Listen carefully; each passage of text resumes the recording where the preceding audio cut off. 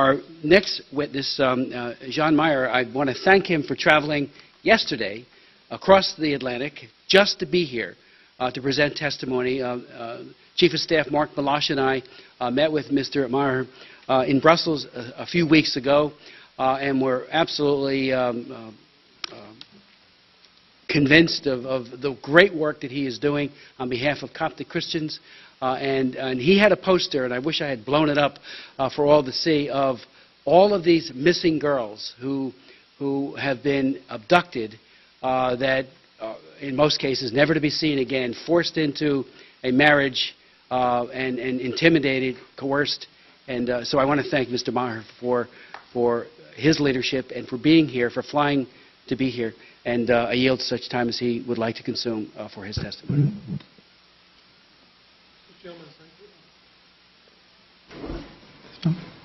Mr. Chairman and member of the Commission, I would like to thank you to give me this opportunity to talk about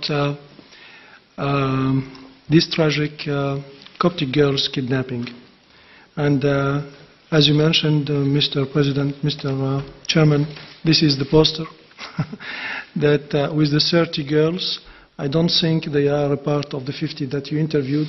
These are probably other 30. This is circulating in the internet since 2008, and it was prepared by an English Coptic association. So these girls have been kidnapped, have been raped, have been forced to convert to Islam, have been forced to marry, and disappeared. You know, the number of crimes are huge. Each one is just alone a huge crime. I also had some official documents I got from the Human Rights Association in Egypt. It's one page, one girl. And you can see, you know, a photo of a beautiful girl, and then after she has been kidnapped, you see other photos with the veil. This is a certificate from Al-Azhar mosque saying that she had been converted to Islam. And almost on the same day or a few days later, you find a statement saying that she got married from a street man. So I have many of these beautiful girls who have been veiled and disappeared. One of them here escaped, and she escaped without her hair. Her hair was just taken away, and she is 19 years old, student in the university, and she said she was being raped. So these are just samples of parents who went to the human rights organization to complain, and they know and they told that as a reward, the kidnappers and their accomplices are paid, probably financed by Saudis and Gulf countries' money. And they said that one Coptic girl is equivalent to $10,000 to $50,000. So you can see how attractive is the business. Few girls have succeeded to escape, and they tell their horrible experience. As an example, I took NG Adel witnessing, which is circulating since about 3 weeks on the net in an Arabic-speaking video. Angie was 12 when she was kidnapped. Today she's 16. This is what she said. I went out from my school and was followed by some young people. They pushed me in a taxi and used the vaporizer, so I lost conscience. And when I woke up, I found myself in an apartment. A lady with two other girls introduced me to a man named Sultan. He took me in a room, tied my arms on my back, and raped me. 4 other men raped me, one after one. Each one seemed to have the desire to cut my body in pieces as if I was his enemy and hates me. It's terrible when you see the girl talking. For 1 month I was beaten and had a lot of blue marks. I was unable to eat, drink, or sleep. All they wanted was to give me drugs and rape me. For 2 consecutive days, 5 men stayed in the room and raped me. I was awake, unable to sleep 24 hours a day. She continued crying. More than 50 men during this month have raped me. Then my father succeeded in finding me and I came back home. The police security asked me to come for interrogation. The officer only beat me so hard with his feet in my stomach and my back, pulled me from my hair and treated me as a street girl. They wanted to force me to say that I left my family by my own will. And nothing of these stories happened. I was only 12 when this happened.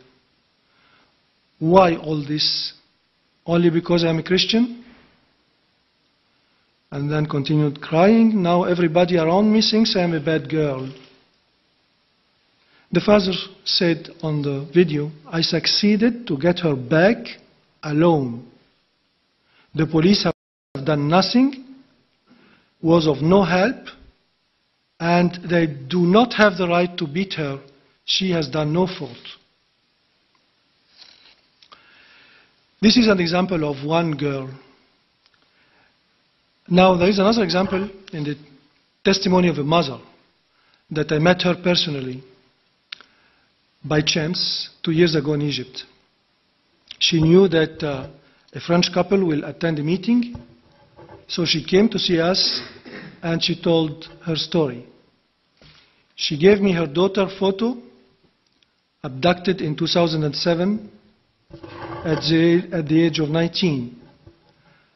She wrote on the back the names of her abductor and her Islamist husband. This is what happened. On the last day of the faculty exams, she went to a restaurant where her Muslim girlfriend offered her a pizza and a Coke.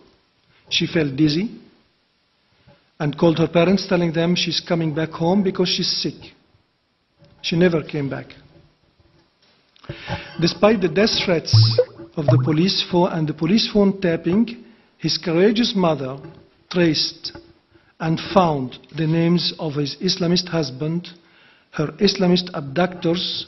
One of them was registered as a terrorist in the security files.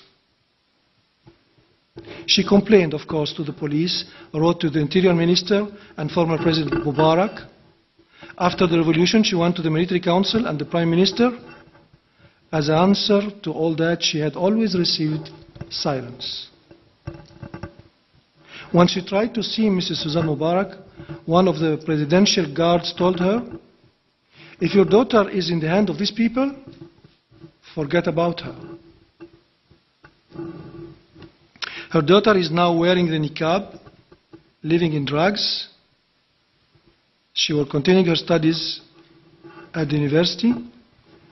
She was lately seen beaten in the street because she dared trying to answer her mother's phone call. She seems convinced her parents will be killed if she tries to escape.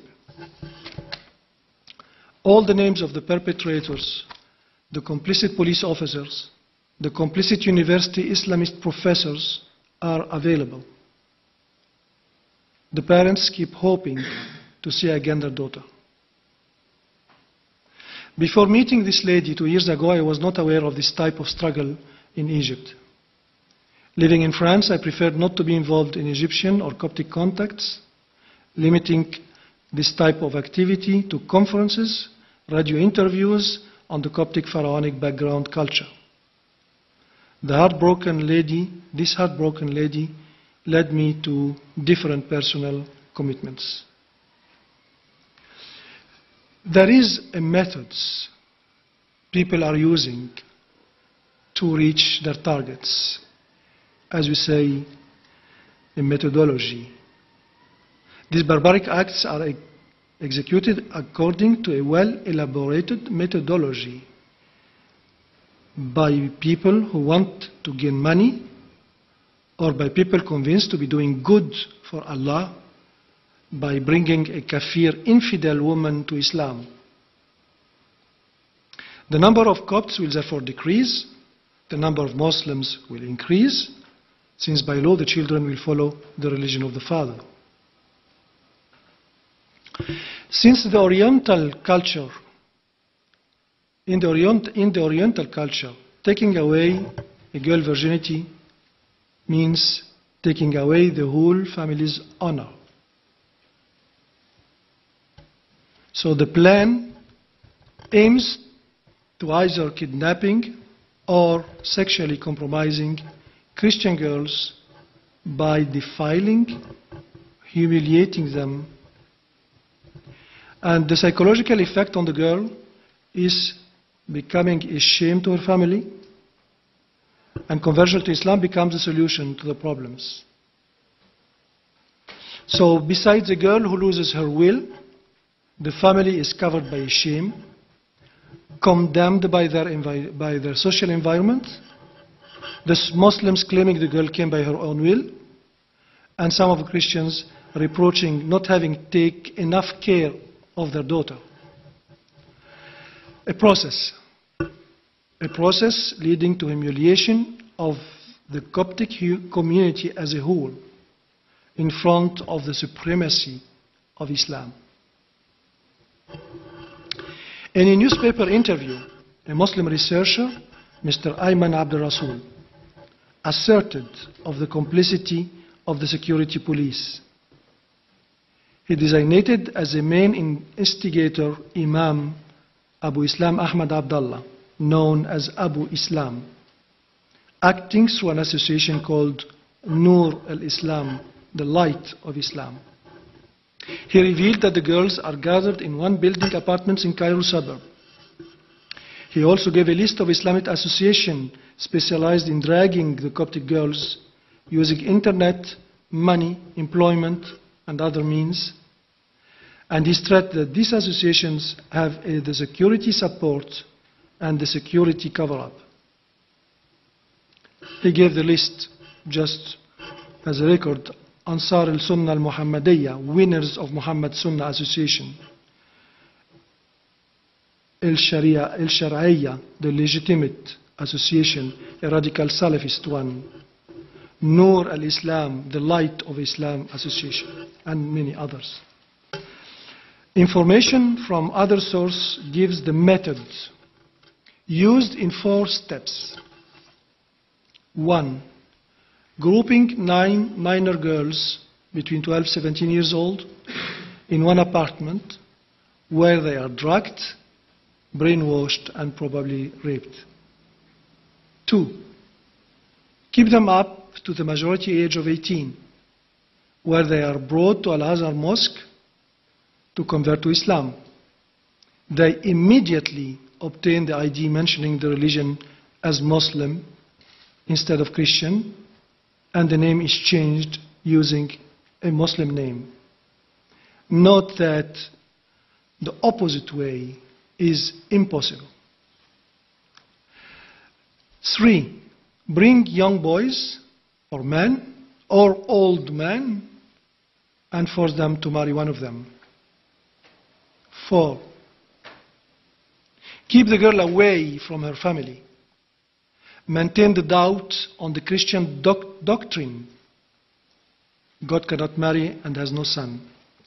Inculcate terror and fear that she is a shame to her family, who will kill her if she returns.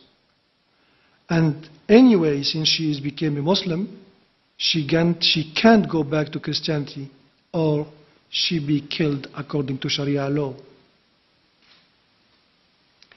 4 steps. Methods, horrors. Now, what statistics? How many girls? There are hundreds. I just mentioned what have been monitored and recorded.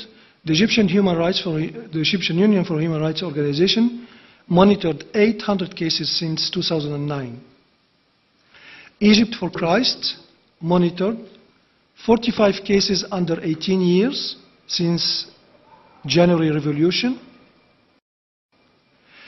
They have 275 cases known between 2005 and 2010 under 18, 275 cases known under 18, and 400 cases over 18. Now, is this just a work of some small radical people? No. This is a part of a huge plan. Probably. And it's not a false alarm. It's a preparation to a Coptic genocide. Within the Islamic nation, Egypt is the only Muslim country to have an important number of Christians, with around, at least as Patriarch Shenouda said, at least around 12 million Copts. We will not talk about the number of converted Muslims, and they are just hidden. Some people talk about 1 to 2 million. So these Copts still maintain some of the pharaonic civilizations through their everyday customs, through their Coptic language, the Coptic language which is the last version of the pharaonic hieroglyphics. The Copts represent an obstacle to the radical Islamists who are dreaming to establish the great worldwide Islamic Caliphate nation. Strategic plans are set to get rid of them slowly but firmly by different means. Disappearance of minor Coptic girls and women is just one of their horrible means. In Iraq already, out of more than 1 million Christians a few years ago, only 300,000 to 400,000 are left. Will this happen to Egypt? After Alexandria church bombing at the 2011 New Year's Eve, following the Baghdad church bombing, French President Nicolas Sarkozy gave a speech on the 7th of January. He denounced a religious extermination plan to get rid of the Middle East Christians. He mentioned that France will not tolerate such a plan. On March 5th, after the revolution, Mr. Patrick Devedjian, Member of Parliament, former minister, was invited as a guest speaker to one of our conferences on Egypt's revolution. A son of Armenian parents who ran away from the Turkish genocide, he recalled the context of the euphoric Turkish revolution in 1908, seeking freedom, democracy. He said was euphoric as it is in the Egypt today. They were claiming secular country away from the religious Ottoman power. Only 7 years later, 1915, around 1.2 million Armenians, the 2/3 of them, were exterminated. And he wished to ask the Copts that because of today's media, because of today's fast communication, this will prevent such a scenario to the Copts of Egypt. What is the international community role? A US or International Human Rights Investigation Commission is absolutely necessary to examine the events freely. I know that in the European Parliament, the idea is going through, and maybe if the Commission here takes the same decision, maybe a coordinated work could be set with the European Parliament.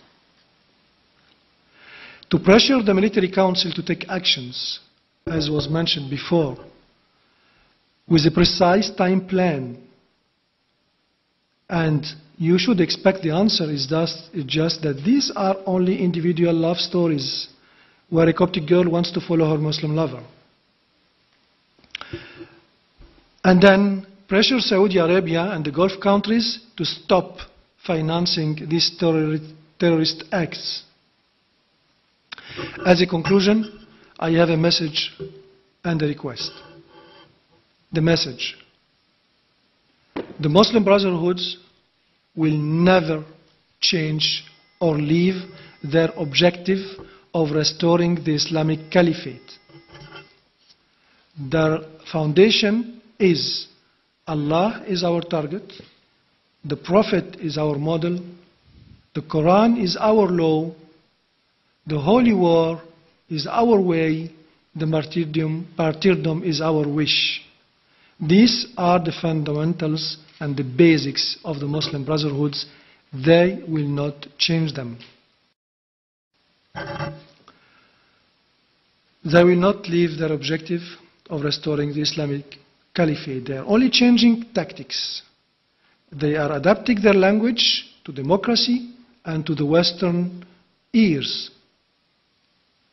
The early parliamentary election that were planned in September, now because of the young revolutionaries' pressure on the council, on the military council, have been reported to November. If they are held either in September or in November, they will bring the Muslim Brotherhoods to power. Why? Because for the last 30 years, Mubarak regime and his surroundings were just interested in staying in their chair, in their power, and they left the society in the hands of these people. So the Egyptian society is invested by a culture of hate.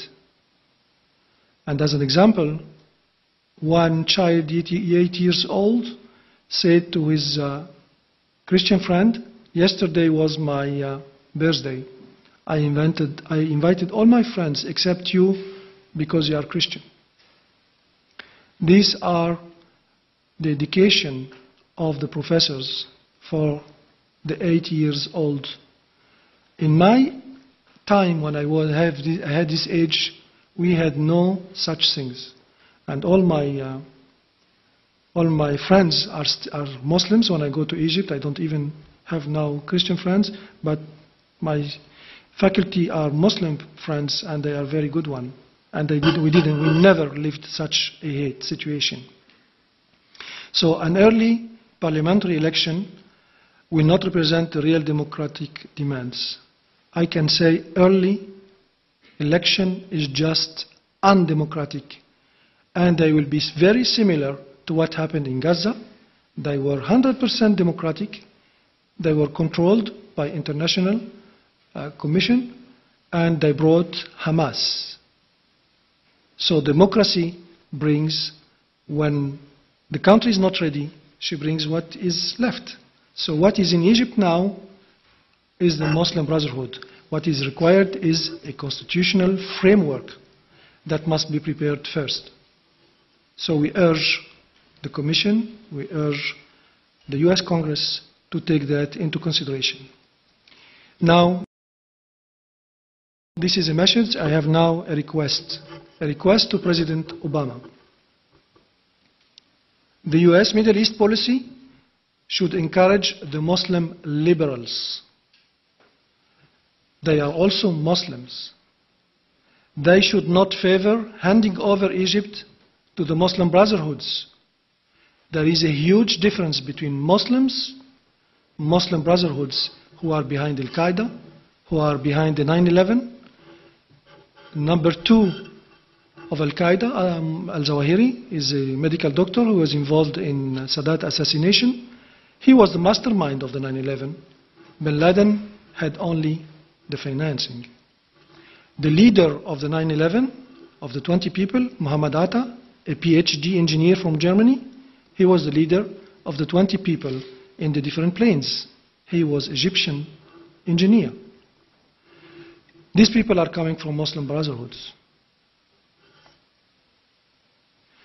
Consequences of getting Muslim Brotherhoods on the power of Egypt will be huge, and they are not in the interest of the American people. The second request was also mentioned before. A US financing aid to Egypt must be conditioned. must be conditioned by a real democratic process according to the Universal Declaration of Human Rights and not according to the Sharia Islamic law, as Muslim brotherhoods are claiming. Actions are needed now before it's too late. Thank you. Mr. Maher, thank you very much. Thank you very much, and thanks to Ms. Dawson and Ms. Clark as well. It's very, very moving to hear your testimony. For those of us joining us on C-SPAN, I'll say that Chairman Smith and the other commissioners have left to vote because this hearing is so important, and we have C-SPAN here live. We're going to continue the proceedings. The chairman, and by the way, my name is Mark Malash. I'm the chief of staff of the Helsinki Commission. I'm here right now with Shelley Hahn, who is on commission staff, and Alison Hollabaugh, who is on Mr. Smith's personal office staff, an expert on trafficking issues. So we'll proceed with some questions that the chairman has left us.